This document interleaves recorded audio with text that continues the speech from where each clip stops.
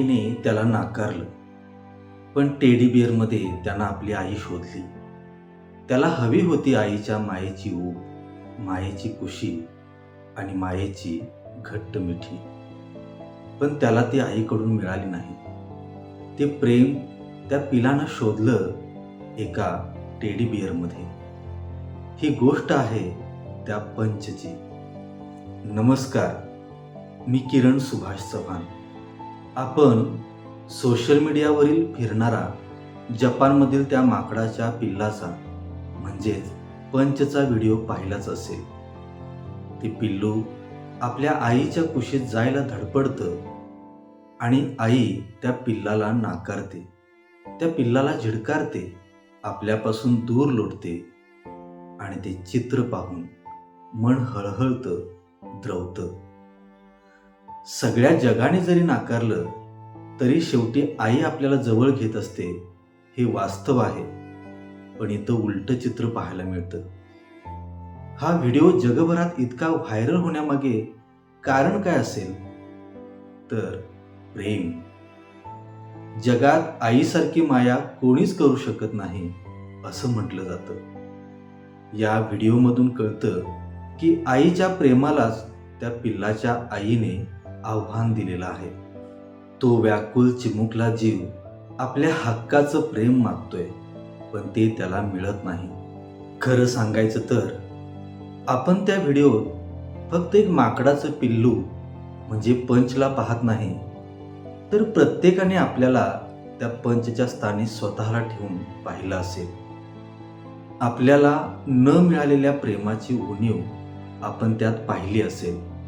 कधीतरी आपल्या हक्काच्या माणसाकडून आपल्याला असं प्रेम मिळालं नसेल, आपल्यालाही झिडकारलं असेल.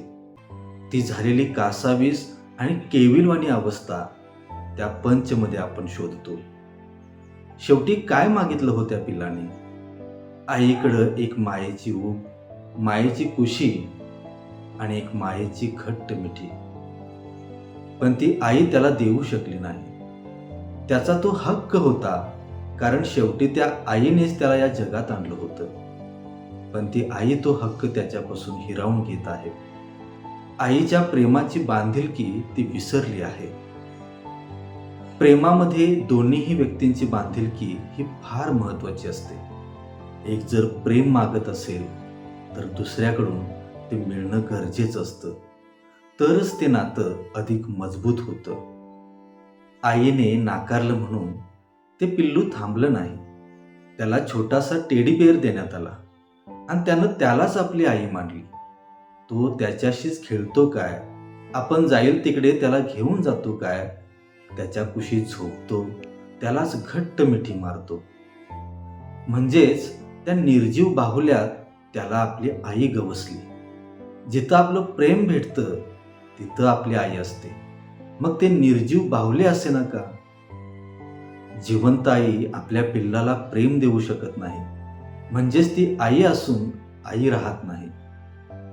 अज्ञानात सुख असतं ना, ते काही वेळा वास्तव जगापेक्षा फार सुंदर असतं म्हणायचं. आज त्या छोट्याशा निरागस निष्पाप पिलाला माहिती नाही की ती बाहुली म्हणजे एक निर्जीव वस्तू आहे, ती आपली खरी आई नाही. आणि ते ज्ञान जर त्याला झालं असतं तर ते दुःखी झालं असतं, कोलमडून पडलं असतं, मनाने खचलं असतं. पण ते अज्ञान पिल्लू त्या बाहुल्यालाच आपली आई म्हणून आपलं प्रेम त्याच्यात शोधत आहे, सुख शोधत आहे. अज्ञानी आहे म्हणून तर ते निरागस सुख त्याला मिळत आहे. म्हणून इथं आणखीन एक गोष्ट आपल्याला शिकायला मिळते आणि ती म्हणजे अज्ञानातच सुख असतं. आईने नाकारलं म्हणून ते पिल्लू थांबलं नाही. त्यानं बाहुल्यात आपल्या आईचं प्रेम शोधलं. म्हणजेच एखाद्यानं आपल्याला नाकारलं म्हणून कोणी कोणासाठी कधीच थांबत नसतो.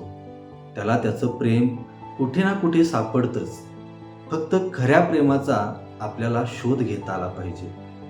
ते छोटंसं पिल्लू आपल्याला हेच शिकवतं. प्रेम मिळवायचं असेल तर ते एका निर्जीव बाहुल्यातही मिळवता येतं. एक छोटासा व्हिडिओ, आज सगळं जग त्यामध्ये गुंतलंय. काय कारण असेल? आज सर्व जग त्या प्रेम मागणाऱ्या पिल्लाच्या सोबत आहे, प्रेम नाकारणाऱ्या आईच्या सोबत नाही. भलेही ती आई असेल, पण तिचं चुकतंय. हा व्हिडिओ आणखीन एक सत्य सांगून जातो. संपूर्ण जग योग्य, निरागस आणि निस्वार्थ प्रेमाच्या बाजूने उभा राहतं. आणि म्हणून भलेही पंचला आज त्याच्या आईचं प्रेम मिळत नसेल, परंतु जगभरातल्या सर्व लोकांचं प्रेम आज पंचला मिळत आहे. आपल्या माणसांना प्रेम द्या. या जगातलं अंतिम सत्य हे प्रेमच आहे. माणसाकडे पैसा, संपत्ती, गाडी, बंगला सर्व काही असेल, पण हक्काच्या प्रेमाचं माणूस जर जवळ नसेल तर सगळं काही व्यर्थ आहे. आपल्या प्रेमाचं माणूस लांब असेल तर त्याला जवळ घ्या. जवळ असेल तर त्याला एकदा प्रेमाची घट्ट मिठी मारा. त्याला कधीही दूर लोटू नका. प्रेम द्या. लक्षात घ्या, प्रेम दिल्यानं प्रेम वाढतं. शेवटी हा व्हिडिओ आपल्याला हेच शिकवून जातो. मंडळी, आपल्याला पंचच्या या गोष्टीबद्दल काय वाटतं? आपली प्रतिक्रिया खालील कमेंट बॉक्समध्ये जरूर कळवा. आणि व्हिडिओ आवडल्यास शेअर आणि सबस्क्राईब करायला विसरू नका. धन्यवाद.